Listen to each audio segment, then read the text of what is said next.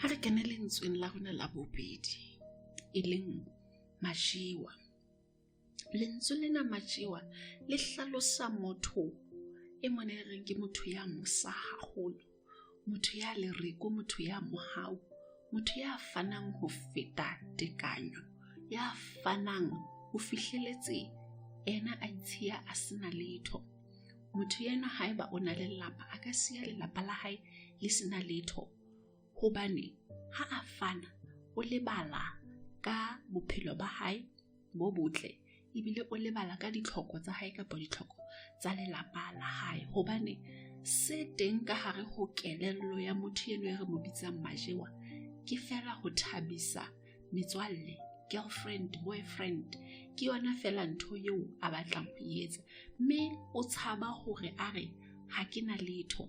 Majewa le haeba re ka re hona jwale o tshwerwe ke sefuba, jwale o batla ho ya ngakeng, jwale o na le 100 ranta fela ka pokothong eo a ne sentse a e behetse ho ya ngakeng ka yona.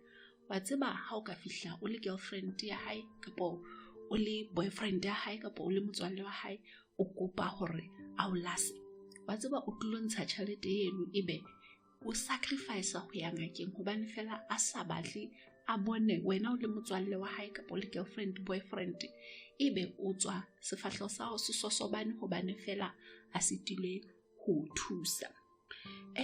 Batho bana be re ba bitsang bo majiwa hangata ke semelo se hlahiswang ke mabaka a mangata, e ka ba taba ya kgodiso. Haeba ngwana enwa a sa le monyane, o holetse ka hare ho lelapa leo batswadi ba hae ba leng strict haholo, ba dulang ba omana, ba dulang ba halefile nako ena kaofela, ba sitwa hore ha entse hantle, ba re sisi o nepile, ba sitwa ho mo phaphatha mahetla nako a entseng dintho tse ntle. Ngwana enwa o tlo hola a utlwa eka ena ha ana thuso, ebile a utlwa eka batho ha ba mo rata, ha ba mo tsotelle. Jwale ka nako ena ha se a hodile, o tlo fetoha majiwa, hobane jwale ke nako eo a tlo leka hore a hohele batho hore ba mo rate, mme o tlo fana ka sohle seo a nang le sona hore batho ba bonahale ba mo rata ebile ba mo tsotella. Hape mofuta o mong o wa kgodiso o ka etsang hore ngwana a fetohe majiwa, e ka ba mofuta o mona o re reng ke permissive parenting. Mona ke mane moo motswadi a dumellang ngwana ho etsa ntho e nngwe le nngwe eo a e batlang ka nako a e batlang. O mo fa nthwena le nthwena ha e batla. Ha re etse mohlala, haeba ngwana ena o batla ho hlwella hodima tafole, le haeba o batla dintho tseo tse ka mo lematsang, fela ha ka lla fela motswadi hore mofe.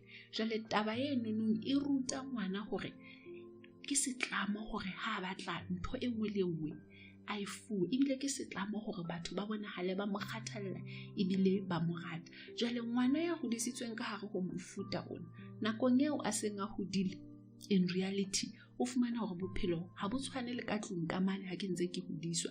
Batho ba etsa kgetho ho ngata, jwale ke mane moo a tlo batla mekgwa yohle ya hore batho ba bonahale ba mo rata.